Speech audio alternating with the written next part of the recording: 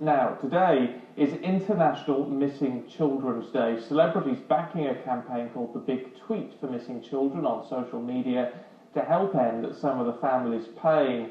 It's focusing on a lot of children who are missing, and these are the kids we'll be looking at throughout the course of Sunrise today. More in just a moment, but first, here's all the detail from Gerard Tubb. Initially, I kept some of these cuttings and things when Andrew first went missing because I could not conceive that we would still be sat here now. Kevin Gosden knows the anguish caused by a missing child. His son Andrew vanished in 2007. He showed me the newspaper cuttings of his search for his son, who for no known reason took a train to King's Cross, was pictured on CCTV and never seen again. Kevin is supporting a 24-hour Twitter campaign organised by the charity Missing People to highlight the estimated 140,000 youngsters who go missing in the UK every year. Even if it doesn't help us find Andrew, if it does something to raise awareness of this issue where, you know, 100,000 kids are going missing every year in the UK, and it gets families to think about that, to talk with their kids, then I think, well, that also is a good thing. High-profile cases like that of April Jones, whose abduction and murder in 2012 shocked the country, are thankfully rare. April's disappearance triggered a nationwide child rescue alert. It's a system which has now been relaunched to send texts and emails to anyone who signs up online. I'd say you don't know what's around the corner. I mean, it could be your child next, but I say everybody should sign up because you never know what will happen where you are. Andrew Gosden wasn't the subject of a child rescue alert. Only a handful are issued each year.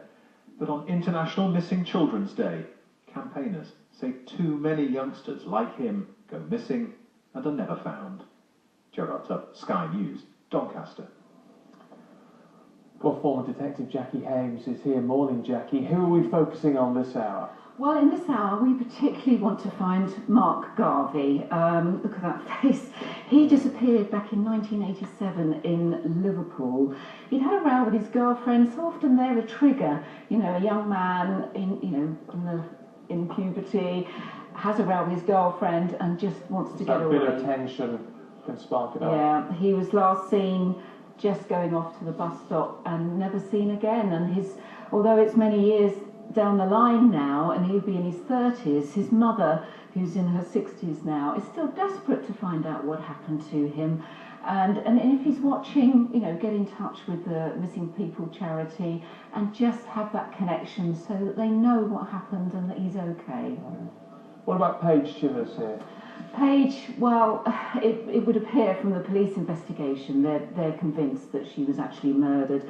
She disappeared in Blackpool, Lancashire in 2007, last seen at a bus stop, and she was just 15. Various investigations have looked into various flats which have been forensically investigated, but they haven't definitively decided what happened to her and if she is dead, where her body might be. So for the, just anybody who can remember what was going around at that time and can give information about what happened to Paige, again, her family would just be so grateful, and we can bring some resolution to it for them. Yeah, I mean, it's with all of this, when this seems to be sadly, lacking in a bit of hope in finding her alive, it's about closure for the family. It is, yes, and unfortunately, the huge numbers of missing children every year.